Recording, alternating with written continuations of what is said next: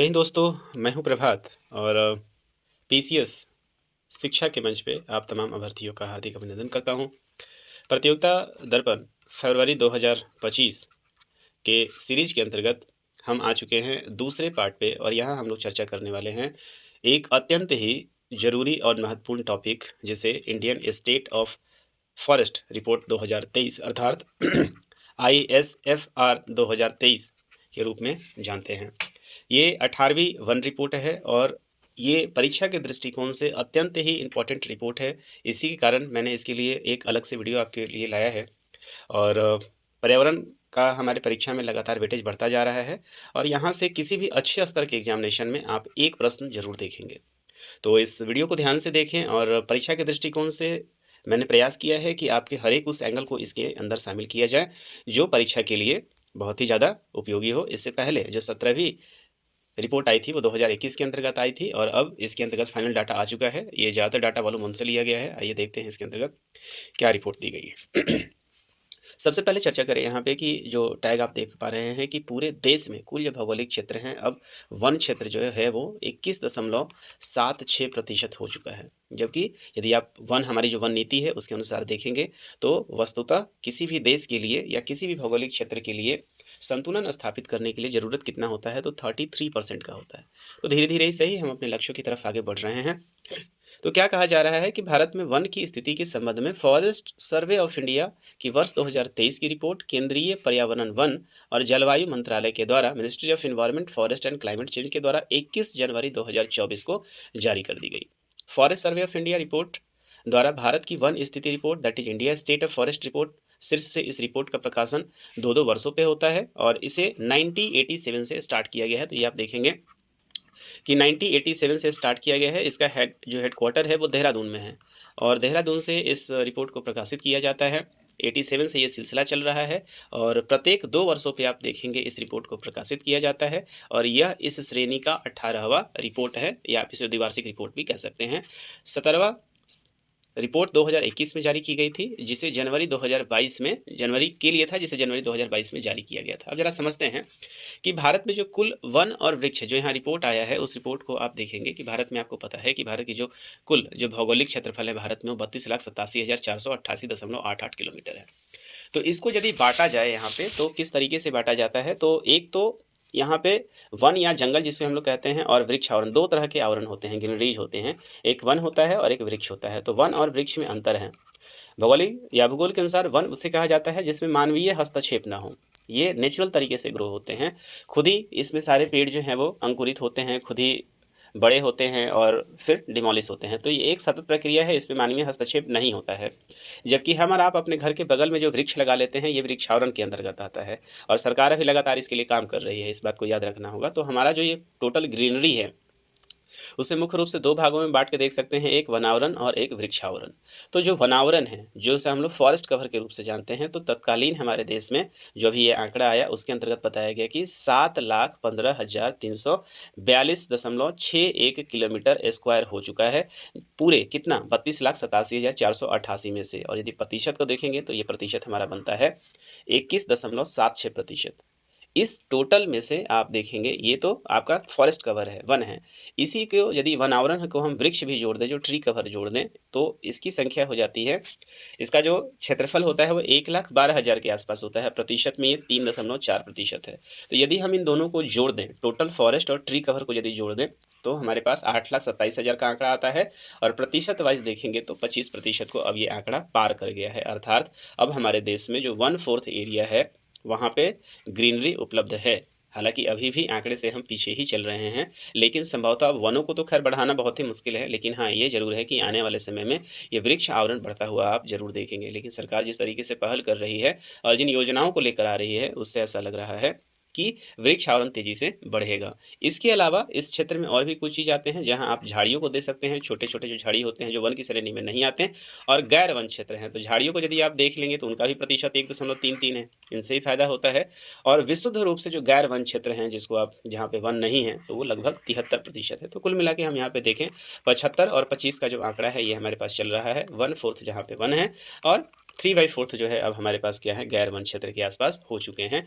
तो आंकड़ों के लिए हम लोग यहाँ पे याद कर सकते हैं, जो टोटल यदि आपसे फॉरेस्ट कवर पूछा जाएगा तब तो 21.76% है, और यदि आपसे ट्री कवर पूछा जाएगा तो 3.41% है, और यदि टोटल फॉरेस्ट प्लस ट्री दोनों जोड़ दिया जाए तो 25.17% है। इस चीज़ को आप याद रखेंगे, ये वन रिपोर्ट 2023 कह रही है।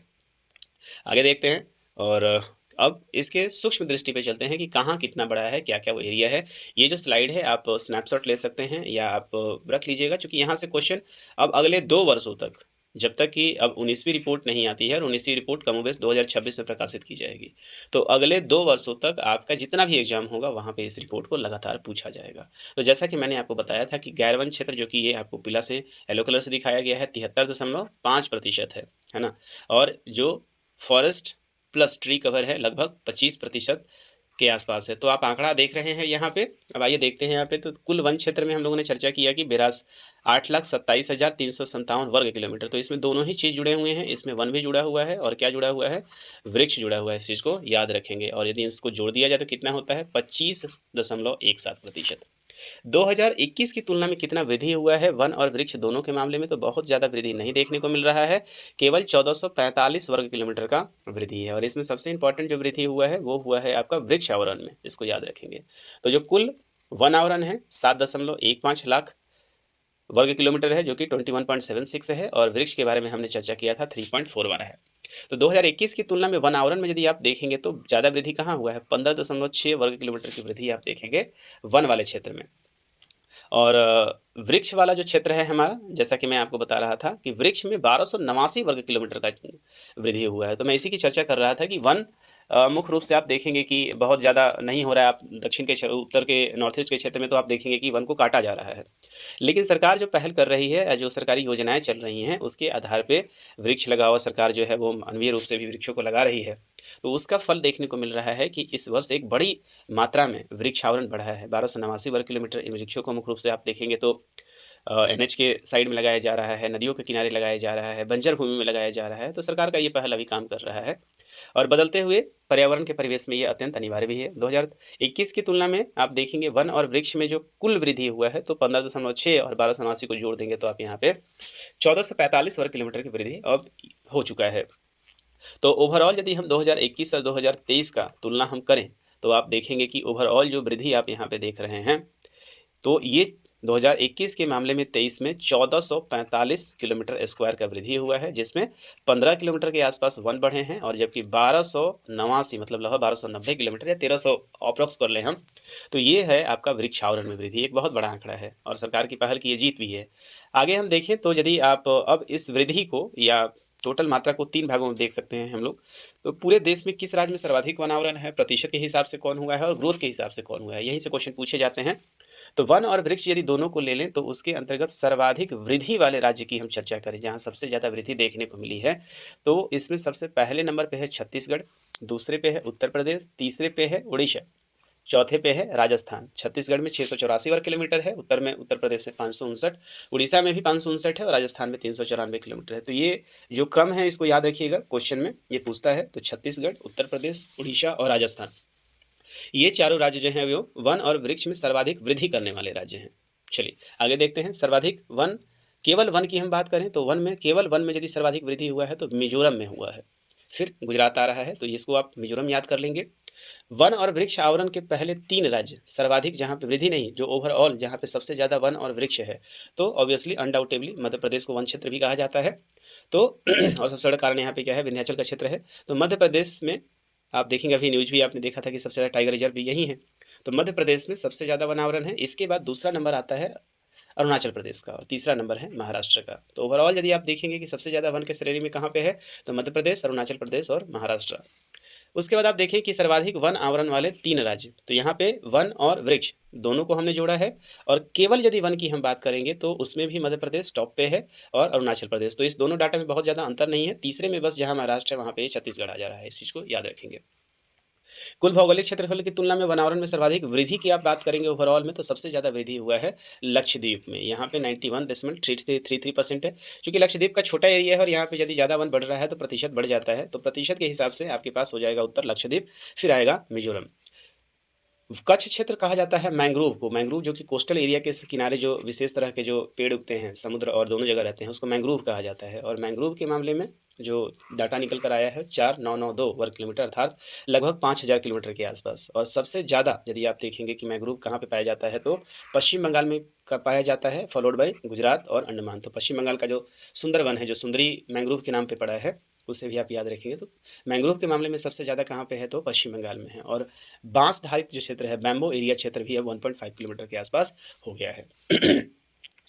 अगले देखें तो कच्छ आवरण को एक ग्राफ के साथ दिखाया गया है, यहाँ पे आप देख लीजिए। तो कच्छ दैट इज जिसको हम मैंग्रोव कहते हैं, जो मैंने आपको यहाँ पे बताया हुआ है। तो सबसे ज़्यादा जो क्षेत्र है 42.45% है, कहाँ पे है, वेस्ट बंगाल में है। तो यहाँ पे जो मैंग्रोव है ये काफ़ी इंपॉर्टेंट है। मैंग्रोव हमारे लिए काफ़ी इंपॉर्टेंट क्षेत्र है, कारण है कि ये हमारे समुद्र से आने वाले जो हाई टाइड्स हैं उसके उससे भी हमारी रक्षा करते हैं। और ये कोस्टल क्षेत्र के लिए काफ़ी इंपॉर्टेंट वनस्पति माने जाते हैं। तो 2023 में कुल कच्छ वनस्पति आवरण में 4991.68 वर्ग किलोमीटर था, जो कि 2021 की तुलना में 7.4 वर्ग किलोमीटर कम है। और यह कच्छ क्षेत्र देश के कुल भौगोलिक क्षेत्र का मात्र 0.15% है। जितना हमारा कोस्टल एरिया है उसके मामले में तो खैर ये कम ही है। सर्वाधिक कच्छ वनस्पति आवरण क्षेत्र वाले में 3 राज्य आते हैं, जहाँ पे पश्चिम बंगाल को आप देखेंगे, गुजरात को देखेंगे, अंडमान को देखेंगे। तो इसको आप याद रखेंगे, वेस्ट बंगाल है सबसे टॉप पे, उससे कम आप देखेंगे तो गुजरात है, और फिर हमारे पास आ जाता है अंडमान निकोबार। 2021 की तुलना में 2023 में कच्छ क्षेत्र में 36.3 वर्ग किलोमीटर, जबकि गुजरात में दर्ज की गई है सबसे ज़्यादा, और 13.1 वर्ग किलोमीटर वृद्धि आंध्र प्रदेश में तय किया गया है। इस चीज़ को आप याद रखेंगे। आंकड़ा वाइज यदि देखें तो वर्ग किलोमीटर के हिसाब से यदि आप देखेंगे 2021 और 23 में कहाँ पे है, तो आंध्र प्रदेश में 408 है। सर्वाधिक आप देखिए यहाँ पे पश्चिम बंगाल आपको नजर आ रहा है, जहाँ पे आप 2117 किलोमीटर है, और यहाँ वृद्धि 1.41% है। तो प्रतिशत के हिसाब से यदि आप ग्रोथ देखेंगे तो सबसे ज़्यादा ग्रोथ आंध्र प्रदेश में हुआ है, जहाँ पे 408 से 421 है, 13 किलोमीटर की वृद्धि आप देख पा रहे हैं। तो वन क्षेत्र में जितने भी आपके लिए इंपॉर्टेंट फैक्ट बन पा रहे थे, ये प्रतियोगिता दर्पण फरवरी का सीरीज है, जहाँ से हम लोग एक और इम्पॉर्टेंट न्यूज़ को हम लोगों ने यहाँ पे कवर कर लिया है। और उम्मीद करता हूँ कि आप अपने करंट क्विज से अपडेट कर पा रहे होंगे या कर रहे होंगे। आपको लगता है कि ये सीरीज आपके लिए काम का है, तो निश्चित रूप से आप अपने दोस्तों में, आप अपने ग्रुप में इसे शेयर करें, लाइक करें और कमेंट करें। तत्काल इस वीडियो में इतना ही। हम आपके साथ अगले वीडियो में मिलेंगे, जहां हम प्रतियोगिता दर्पण के इंटरनेशनल न्यूज़ के बारे में चर्चा करेंगे। तो आज के लिए इतना ही। मैं और मेरे साथ टेक्निकल टीम में श्रीमान अक्षय चौरसिया साथ दे रहे थे। दोनों को दीजिए इजाज़त। मिलेंगे आपसे हम अगले वीडियो के लिए। तब तक के लिए जय हिंद।